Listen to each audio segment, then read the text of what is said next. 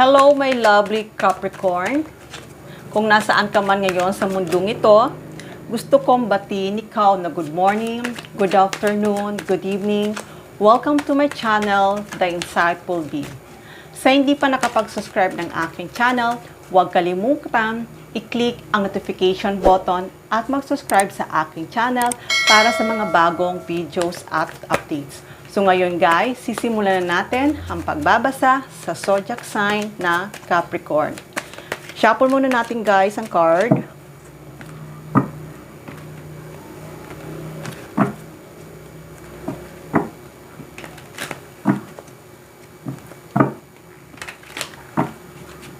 By the way Capricorn, gusto ko nga pala magpasalamat sa lahat na nag-subscribe, nag-like at nag-share ng video ito. Thank you, thank you, thank you.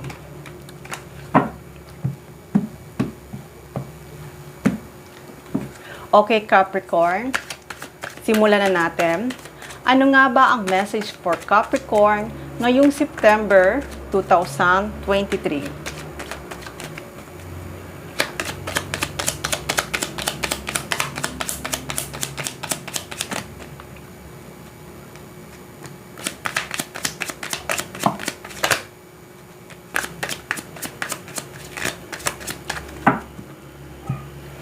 Okay.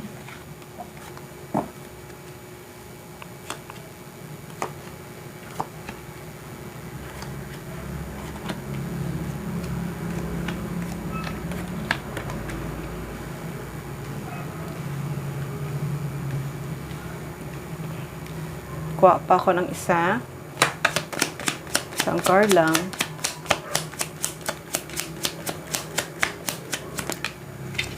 Okay. Isa lang kukunin ko.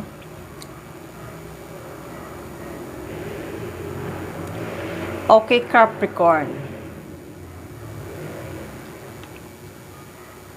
Sa nakikita ko,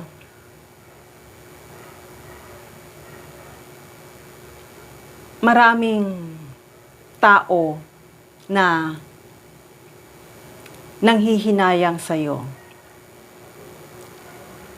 Dahil maaring itong mga tao na to ay ilinet go na sila or maaring itong tao na to ay hindi maganda yung naging experience mo para sa kanila.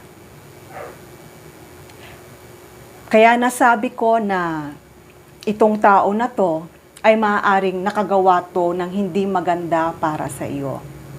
Kaya ngayon ay nagsisisi siya. Nagsisisi siya dahil sa maaaring hindi maganda yung treatment niya para sa'yo or maaaring naalala niya na dapat sana yung nagawa niya dati sa'yo ay maganda. Kaya itong tao na to ay nagsisisi siya. Maaari din na mimiss ka nitong tao na to. Dahil nga,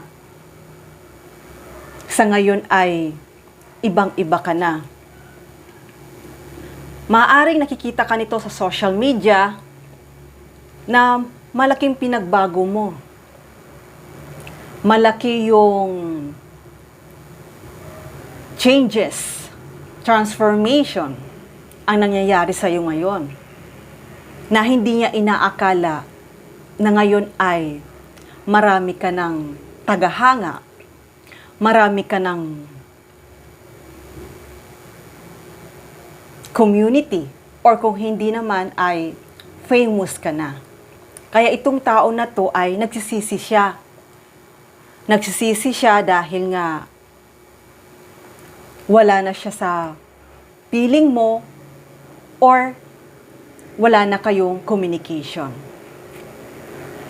Kaya kung ano man yung nangyari sa inyong dalawa, alam kong itong tao na to ay pinagsisisihan niya na ang lahat. Pinagsisisihan niya na ang lahat na sa nagawa niya sa'yo. Dahil ngayon ay talagang famous ka na. At hindi lang yon, maaaring famous ka sa school nyo, maaaring famous ka sa work nyo, or maaaring famous ka sa community nyo. Kaya, malaking panghihinayang nitong tao na to sa'yo. Dahil talagang kahit na iniwan ka niya, or kung hindi naman, kung hindi man kayo nagkaroon ng magandang communication, kaya kayo nag-separate, itong tao na to ay nagsisisi na siya. Dahil talagang ikaw ay pinagpatuloy mo. Pinagpatuloy mo kahit na nagkaroon kayo na hindi magandang pagkakaintindihan, pinagpatuloy mo pa rin yung career mo or yung buhay mo na gusto mong makamit. Kaya ngayon, maraming proud para sa iyo sa malaking pagbabago mo. Dahil it's time na talaga, it's time na magkaroon ka ng positive mindset. At itong positive mindset na to ay alam mo sa sarili mo na ma-attract mo lahat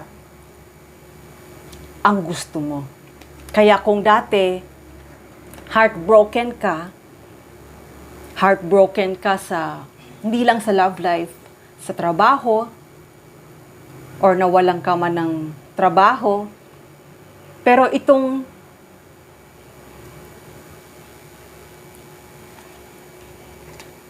itong nangyayari sa'yo ngayon, na talagang napakaganda, ay masaya ako. Dahil, hindi lang yon, maraming opportunities ang darating talaga para sa'yo. Na hindi ka talaga na-stuck, talagang nag-move forward ka talaga. Dahil kahit na nasaktan ka at broken-hearted ka, pero ngayon ay itutuloy mo na. Itutuloy mo na ang buhay mo na mag-move forward para hindi mo ma-miss itong mga opportunity na to. Kaya, tama lang na mag-exercise ka, mag-yoga ka,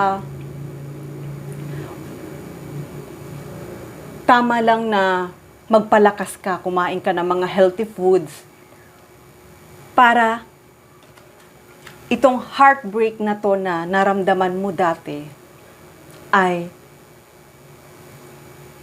tuloy-tuloy na ang pagiging masaya mo. At hindi lang yon. Kung ano man yung mga wino-worries mo, ay kalimutan mo na yon. Kailangan mo na, alam ko hindi madali kalimutan, pero alam ko ay makakawala ka doon. Alam ko makakawala ka doon. Dahil sa nakikita ko naman ay napaka-strong mo eh. Akala mo lang na hindi mahina ka, pero kapag nakaalis ka na doon at sinabi mo sa sarili mo na ituloy mo yung buhay mo at mag-focus ka sa goal mo, sa nakikita ko ay napakalakas mo. Napakalakas mo. Kaya ituloy mo lang. Ituloy mo lang na mag-focus ka sa sarili mo dahil itong mga opportunities na to na darating para sa iyo ay napakabilis. Napakabilis. Kaya kung ano man yung gusto mo mangyari sa buhay mo, na pinapangarap mo, na makuha o makamit, ngayon ay magkakaroon na ng katuparan. Makakatanggap ka ng mga rewards, recognition, promotion, increased salary, makakatanggap ka ng trabaho. Kung wala kang trabaho ngayon, makakatanggap ka ng bagong pag-ibig. Lahat ng ito ay makukuha mo na. Makakakuha ka ng bagong kontrata, bagong trabaho, dahil talagang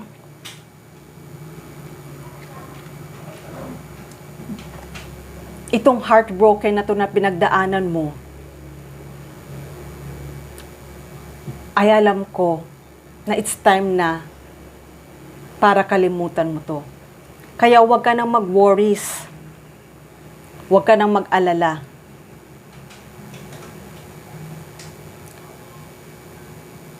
Bigyan mo ng time ang sarili mo na maging healthy ka. Para lahat ng ito ay magawa mo.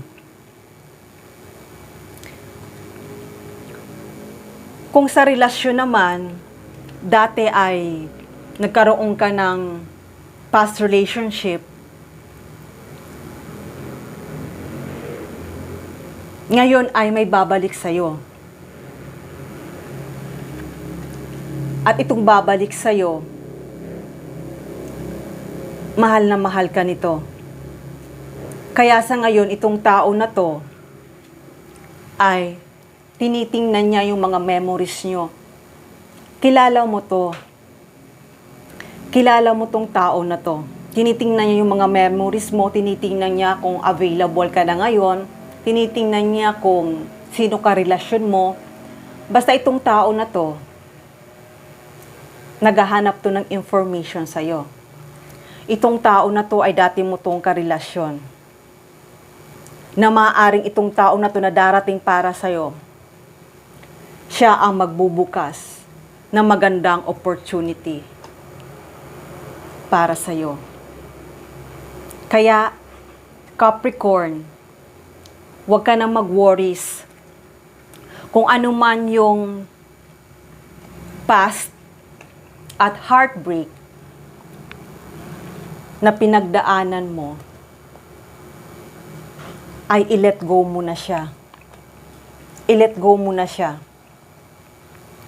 Dahil hindi mo pa nakikita sa ngayon na mayroong itong pinagdaanan mo, heartbreak na to, hindi mo nakikita na itong sa likod na to ay may darating para sa'yo na tamang tao. At itong tamang tao na to, na darating para sa'yo,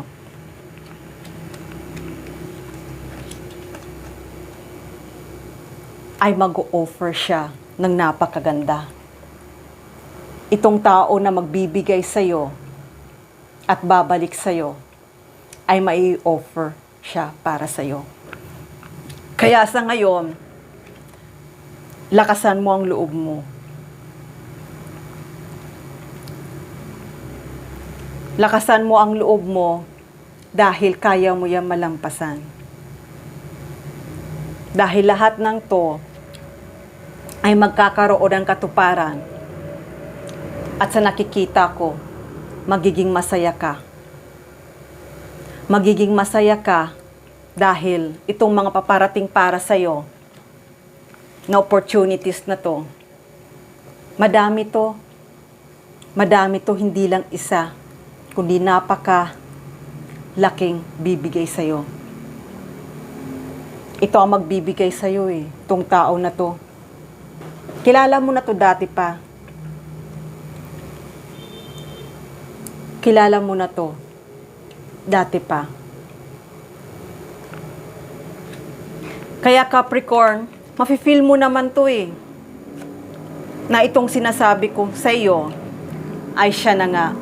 Kaya ituloy mo lang na magpalakas ka, mag-exercise ka. Kasi alam ko, nakikita ko na malalampasan mo yan. Dahil itong mga paparating para sa'yo ay magiging masaya ka.